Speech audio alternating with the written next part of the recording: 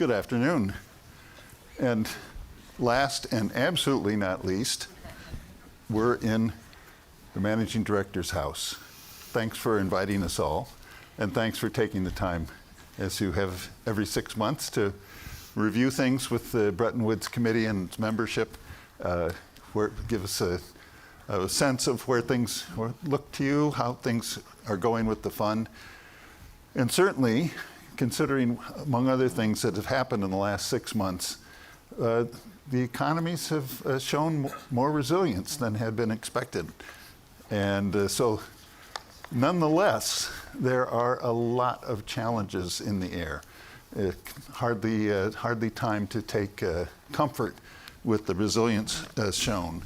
But today was the release of the WEO, and perhaps you could give us some insights about the prospects and particularly the explanation for the resilience and whether we should count on continued resilience.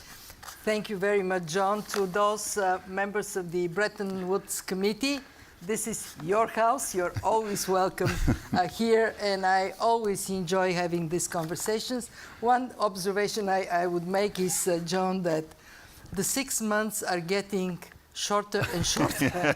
It feels that way. It feels that way.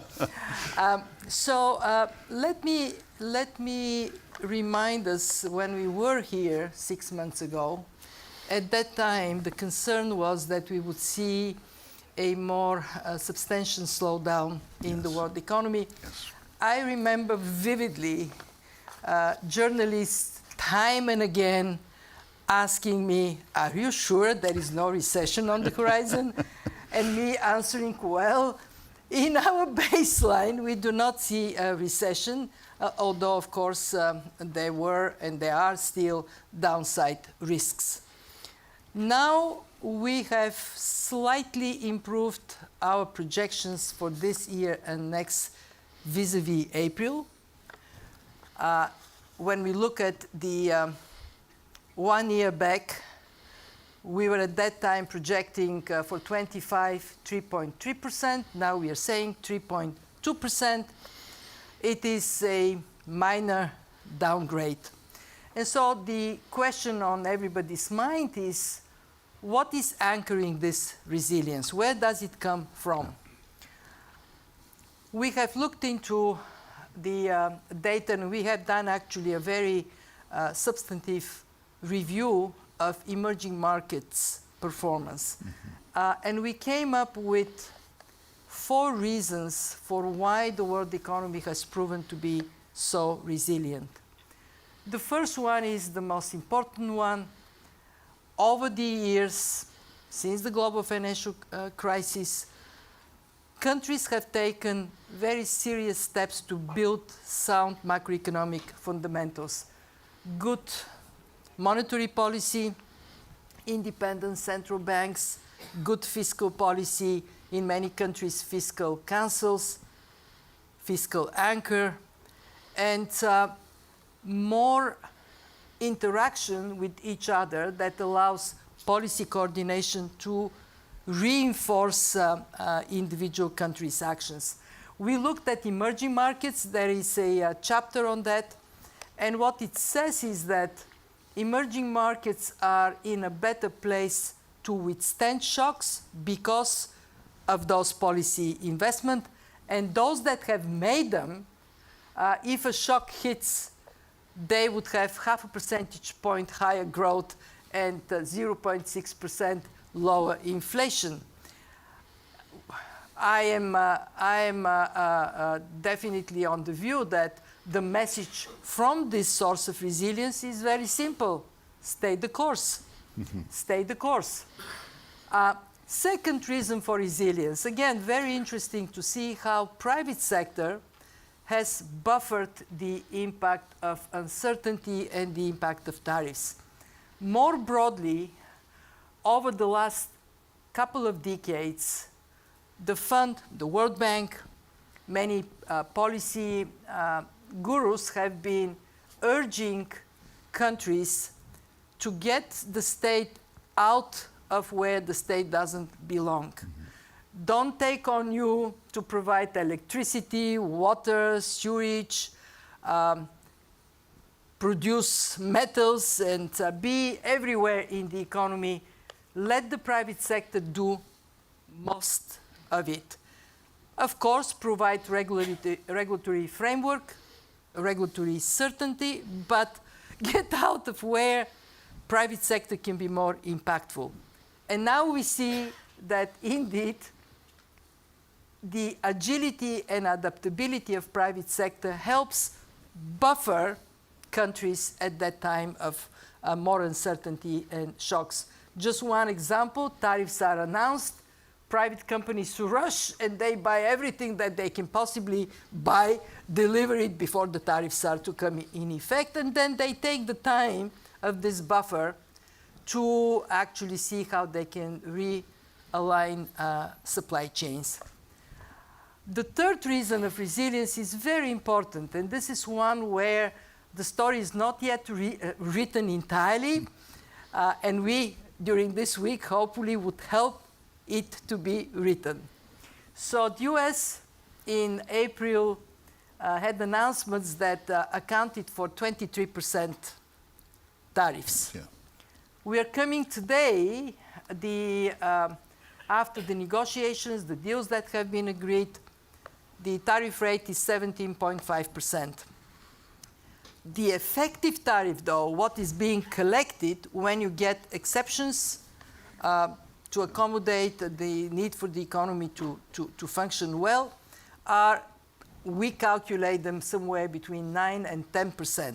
So the burden is more than twice less than we thought it would be then. Most important, though, is not this. It is that the world so far, and I cannot stress enough, so far has opted not to retaliate and to continue to trade pretty much on the rules that have existed. So when we look at the behavior of countries, that is, I think, very mature behavior. If you are a smaller, open economy, why would you want to get into tit for tat and then a trade war in full speed? And I think the question for all of us is, what is going to happen next?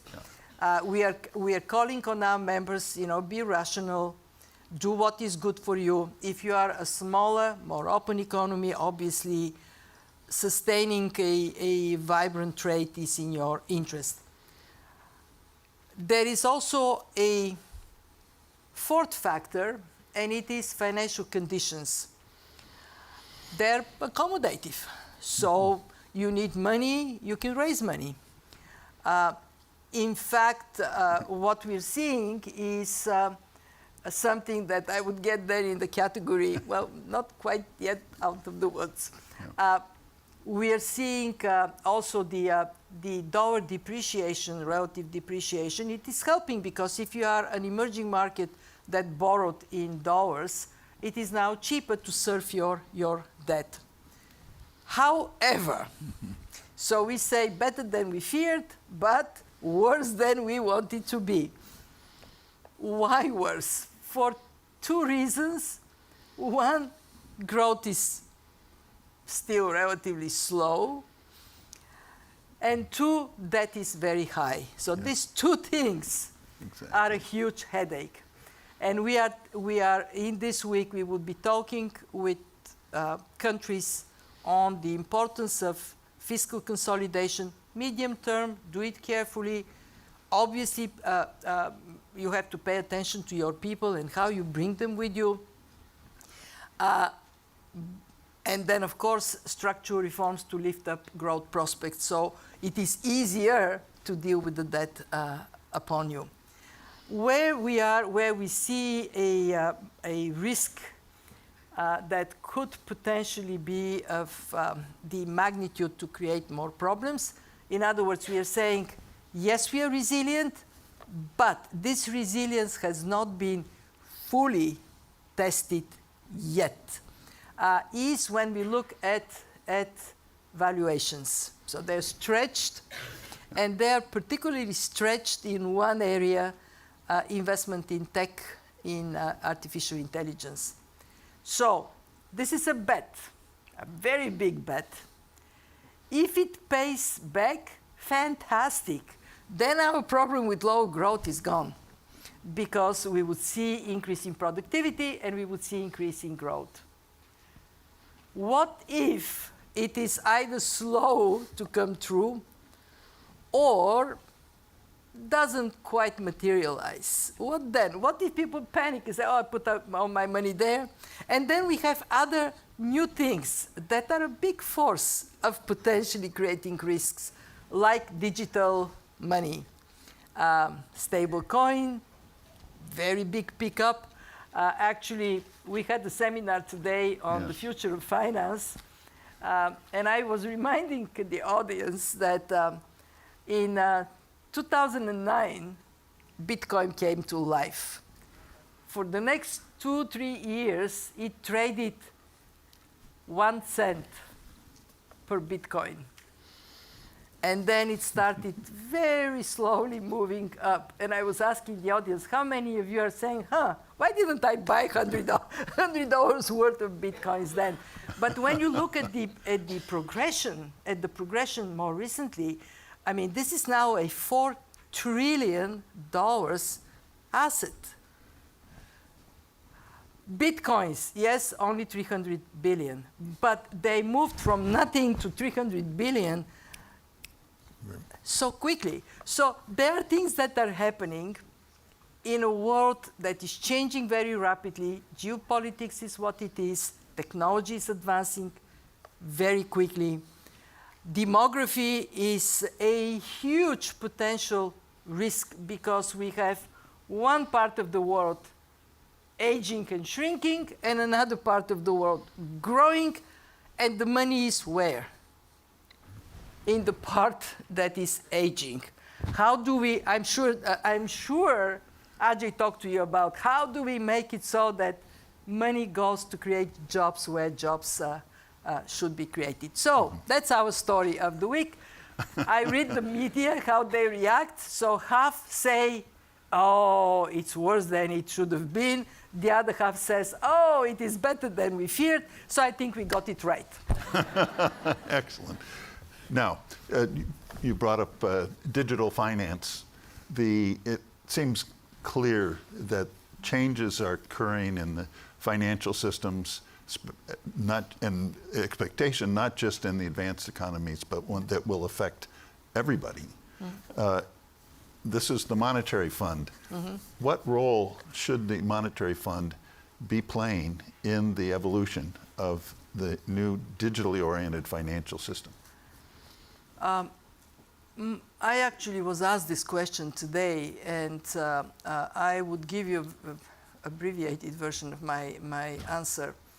Our most important role is to make sure that the 191 members of the fund can see this development from the same vantage point. In other words, our bilateral surveillance, our multilateral surveillance, giving a sense of what is happening in the world, and then drilling down to what does it mean for your country. And there, I think the work of the fund on understanding what would make for good regulation, what would make for good standard, how we harmonize across the board, even if there are different regulations, they're compatible, dealing with the 3 big risks that countries are going to face. Risk number 1, interoperability. If we end up with platforms that don't talk with each other, so you have something here, something there, we are fragmenting the global financial system. Big problem, obviously, for an institution like the fund. Secondly, monetary sovereignty. It is possible that maybe we would go in a world in which there is much more financial integration across countries, and maybe that would lead to some changes in the monetary composition. Not maybe, it is So- very, very likely it will go Exactly. there. But would that be chaotic or more with some vision and movement that protects countries from being the holders of the short end of the stick? And that monetary sovereignty is something that for quite some time, to be frank, we were talking about like this is the boogeyman. Boo! It is coming to take away your monetary sovereignty.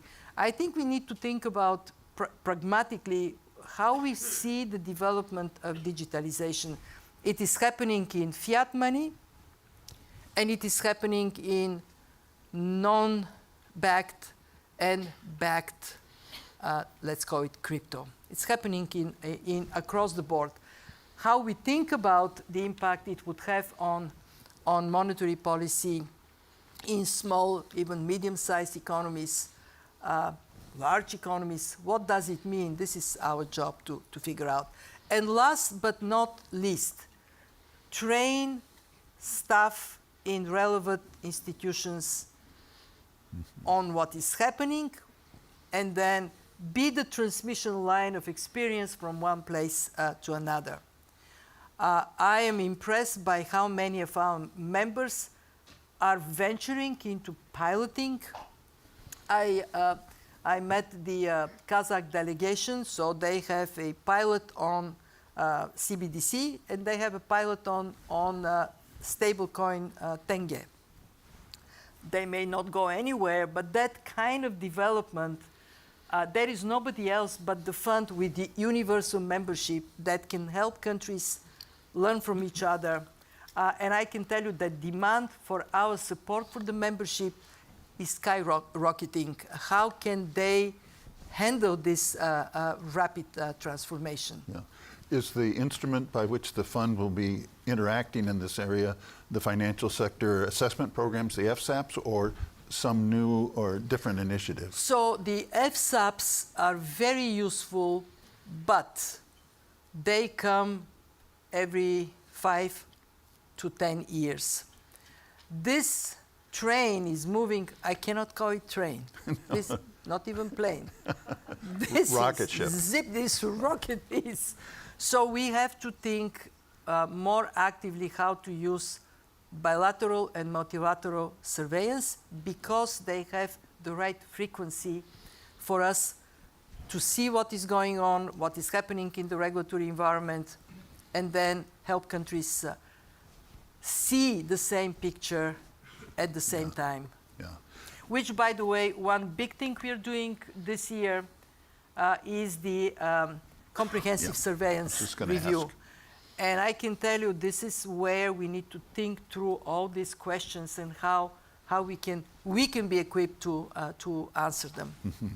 How will you go about this, conducting the review? I mean, as always, when we have 3 big reviews: the comprehensive surveillance review, the review of conditionality, and the FSAP review.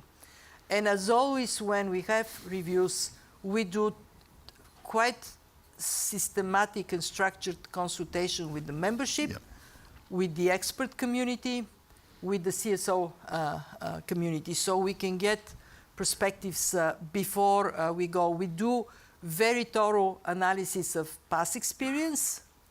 So we would look at what have we learned from programs, from surveillance, from FSAPs. We actually presented to our board the stock taking on a review of conditionality just last week. And then we would get all these inputs, and then we would work on what do we believe is working well, so don't touch. Where do we need to go on the surveillance review? Another thing that is coming that we need to assess and see what we do about it is regional surveillance. The world is regionalizing. Yeah, it is a multipolar world. So you have some regions that are now discovering that they can go in deeper integration.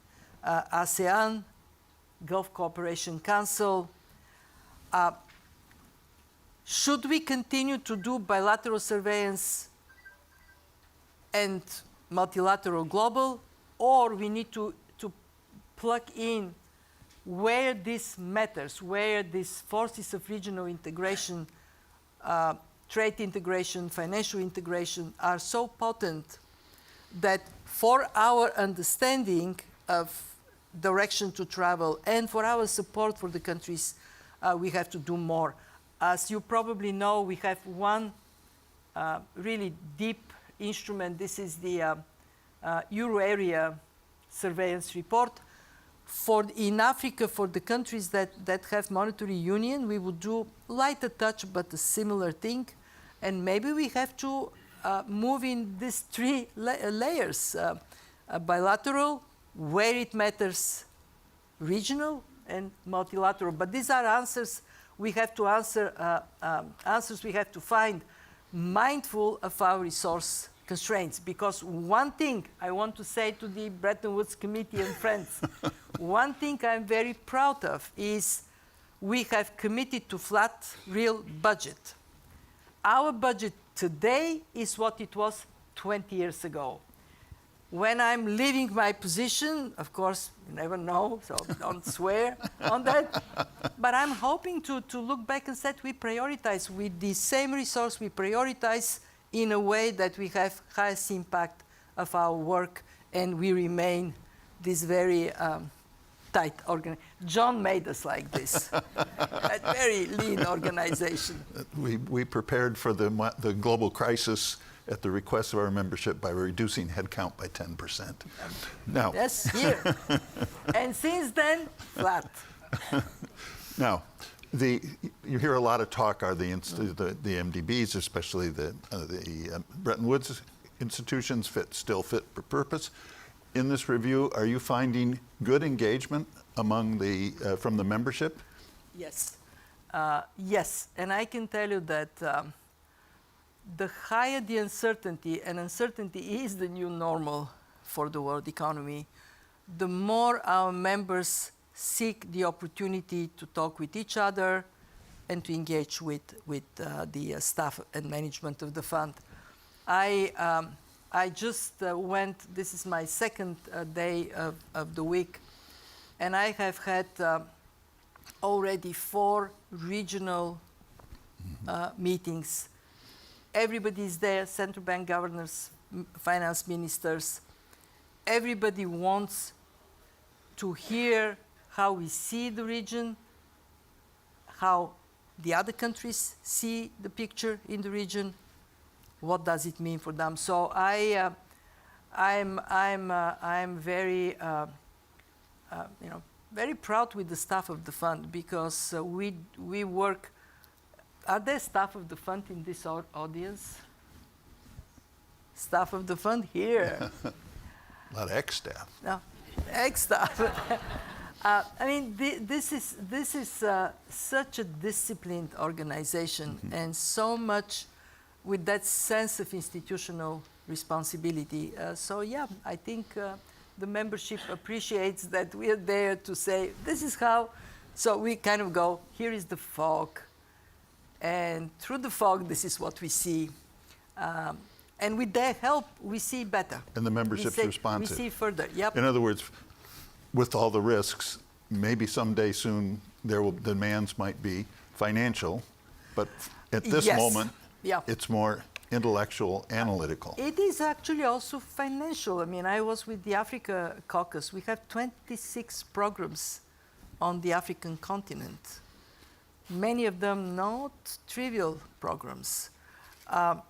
We have close to 50 programs, financial programs mostly, a couple of non-financial arrangements where the countries ask the fund, they don't need the money, but they ask the fund to be the anchor, the disciplining factor for their policies.